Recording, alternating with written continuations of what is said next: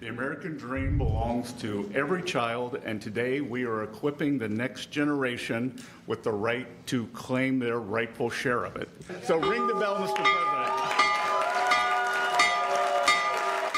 That was President Trump ringing the opening bell for the New York Stock Exchange and the NASDAQ from the Oval Office this morning for the launch of Trump accounts. Starting today, families can deposit money into the tax-deferred investment accounts for children under 18. Babies born between January 1st, 2025 and December 31st, 2028 are eligible to receive a $1,000 Treasury Department contribution that will be invested in the stock market. Treasury Secretary Scott Bessent says 6 million people have signed up so far.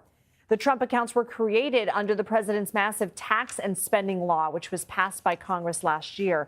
For more, let's bring in CBS News MoneyWatch reporter Megan Cerullo. So, Megan, this was called the One Big Beautiful Bill Act. It's been on the books for a year now. So far, who's been benefiting the most? Some of the winners and losers are starting to come into focus a year after it's gone into effect. And we have high income earners who are positioned as beneficiaries from a provision that extends a provision that was in the 2017 Trump signature piece of legislation from his first term as president that caps the individual income tax rate at 37%. Without the extension, it would have risen to nearly 40%. Corporations are also beneficiaries. They can deduct investments in equipment and machinery and also other investments that largely benefit the Amazons, Alphabets, Meta, Teslas of the world. Who's missing out?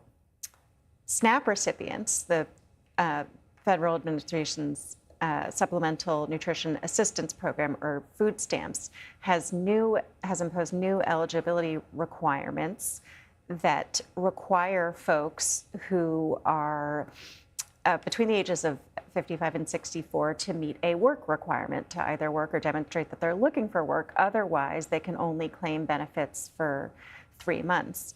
Other parties who were previously exempt from the same requirement include veterans, people experiencing homelessness, and former foster youth. So folks who depend on programs like that, who include some of the most vulnerable Americans, are positioned as losers from these provisions. It also eliminates an electric vehicle tax credit. So EV sales have already slumped. I want to highlight two other groups of workers who are beneficiaries from the bill. They include tipped workers and people who earn overtime wages.